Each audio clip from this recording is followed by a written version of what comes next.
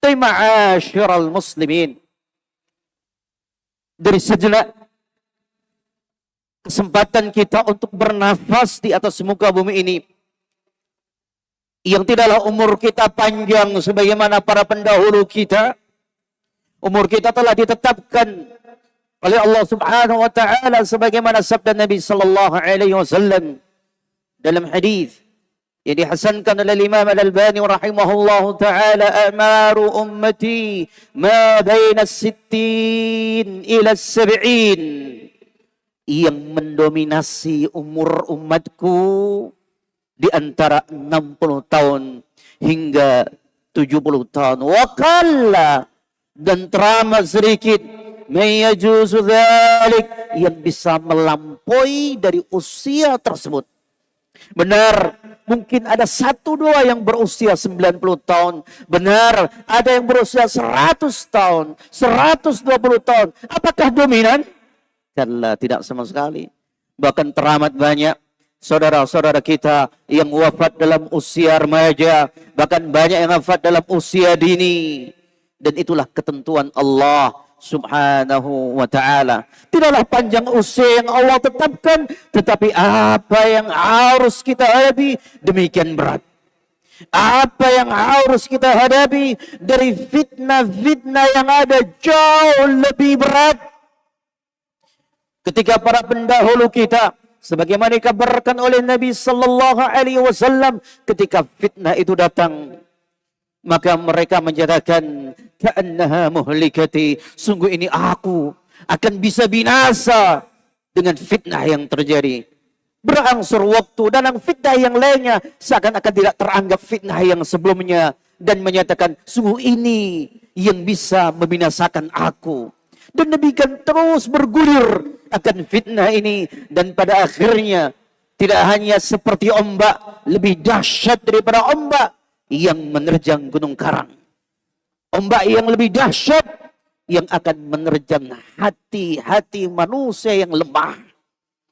Oleh sebab itu, wajar dikala Nabi sallallahu alaihi wasallam bersabda dalam hadis yang dikabarkan oleh Anas ibn Malik, yang diriwayatkan oleh Imam Al-Bukhari di dalam As-Sahih, ketika mengabarkan, ma ya'tikum 'amun illa wa ba'dahu syarrun minhu. Kata Anas ibn Malik, tidaklah akan datang dekade yang baru, tahun yang baru, masa yang baru, kecuali akan pasti kondisi berikutnya dari tahun yang baru ini syarrun minhu, akan jauh lebih buruk daripada sebelumnya.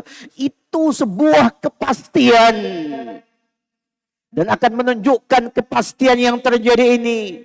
Hingga Anas ibn Malik memberikan pernyataan yang jarang diucapkan oleh para sahabat yang lainnya dan oleh para ahlul hadis. Cukup para sahabat ada kalanya hanya menyatakan haddatsani atau an. Tapi di sini ditegaskan oleh Anas bin Malik, wa hadza sami'tuhu min nabiikum. Ini, kata beliau, apa yang aku kabarkan, yang kalian dengar dengan telinga kalian. Sami'tuhu, benar-benar aku telah mendengarkan dari nabi kalian. Ini kondisi yang pasti. Fitnah dunia demikian keras menghantam kita dengan beragam sifatnya. Apakah yang berkaitan dengan syubhat, kerancuan dalam memahami nilai-nilai kebenaran. Demikian pula fitnah yang berkaitan dengan syahwat yang teramat sangat berat, demikian dahsyat, yang wallahi demi Allah, kalaulah Allah tidak menguatkan hati kita, sekiranya Allah subhanahu wa ta'ala tidak menguatkan hati kita, wa ma kunna linahtadiya laula an hadanallah, tidak ada yang bisa memberikan petunjuk dan menguatkan kecuali Allah subhanahu wa ta'ala. Dalam surah Al-Imran ayat yang ke-14, Allah mengabarkan perihal ini untuk kita memiliki kewaspadaan terhadap dunia. Karena itulah yang terjadi. Zuyyina linnas, akan benar-benar ditampilkan indah pada diri umat manusia untuk cinta kepada kebaikan-kebaikan yang sifatnya duniawiyah. Minan nisa'i, bagaimana akan ditampilkan pesona dari kalangan para wanita-wanita. Wal banin, demikian pula pesona anak-anak. Wal qanatiril muqantarah, dan harta yang melimpah ruah. Kita mendengarkan harta, hati siapa yang tidak terpesona dari tabiat manusia yang memang memiliki hawa nafsu. Minadz dzahabi wal fiddah, apakah harta itu dalam rupa emas, wal fiddah, ataupun dalam rupa perak,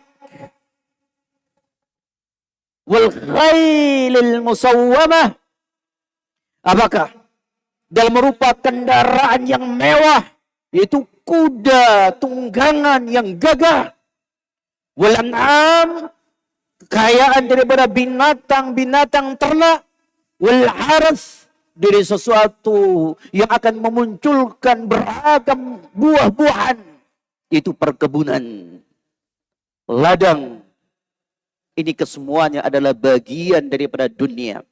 Dengan pasti Allah kabarkan, dzalika mata'ul hayatid dunya.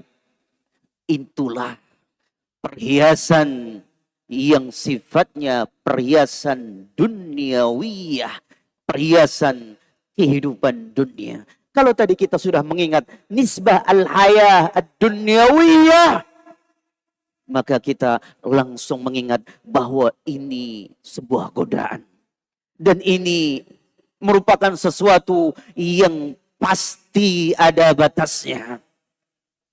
Maka Allah Subhanahu wa taala di penghujung ayat pun menyatakan, wallahu 'indahu husnul ma'ab.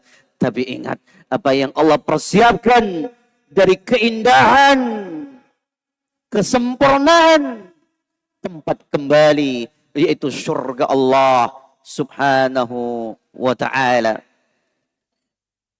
Secara zahirah tidak ada silang pendapat dari para ulama, inilah perhiasan yang penuh dengan pesona, yang menjadikan bagaimana manusia itu berlomba, bagaimana manusia saling menjegal kawan seiring, kiranya mengguting dalam lipatan. Bahkan karena apa yang Allah kabarkan, ada kalanya manusia terjebak, dan itulah yang dominan di kehidupan kita. Dalam firman Allah Subhanahu wa taala, wa inna katsiran minal khulata la yabghi ba'dhum 'ala ba'd illa alladhina amanu wa 'amilus salihati wa qalilum ma hum. Wa inna, dan sungguh yang berfirman adalah Allah yang maha benar. Dan Allah memberikan penegasan seraya berfirman, wa inna, dan sungguh, katsira, sangat banyak, minal khulata, orang yang menjalin kerjasama.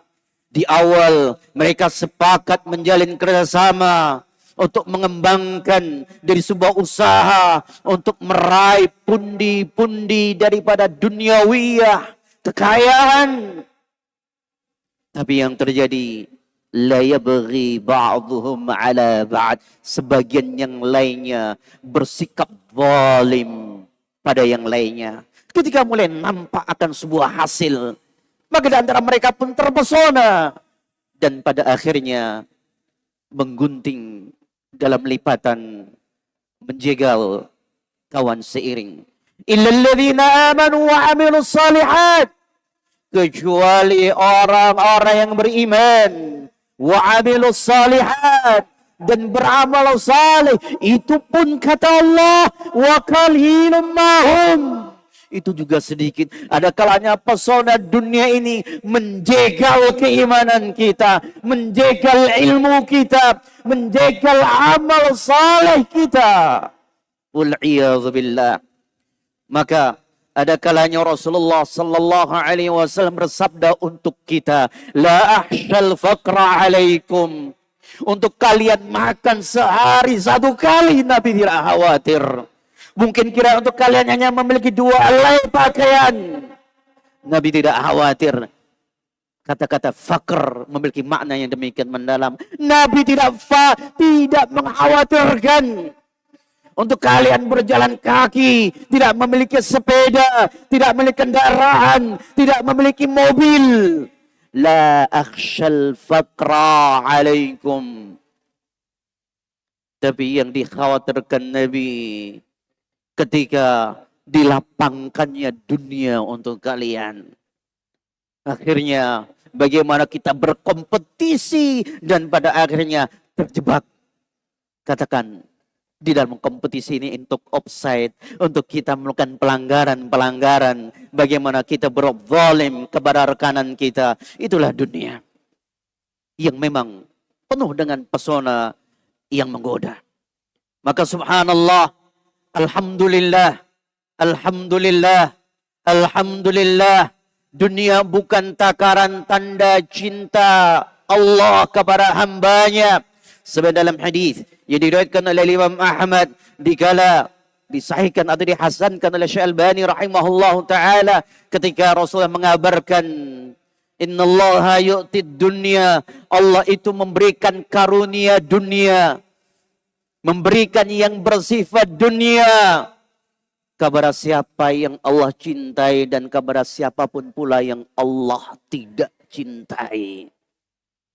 Ada kalanya bahkan Allah lebihkan segolongan yang tidak Allah cintai dengan harta yang melimpah, dengan sesuatu yang jauh lebih banyak, fasilitas yang mewah, lengkap.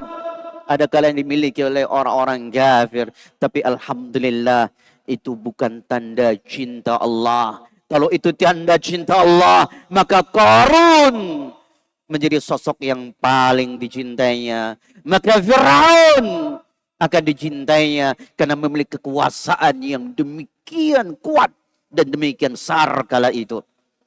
Tetapi kata Rasulullah sallallahu alaihi wasallam, wa yu'til iman, akan tetapi Allah Subhanahu wa taala akan menganugerahkan keimanan kepada man yuhibbu, kepada, perhatikan, siapa yang Allah cintai. Inilah kemenangan, inilah hakikat daripada sebuah perhiasan yang paling utama, sebuah bekal yang hakiki ketika Allah anugerahkan ketakwaan pada hati kita.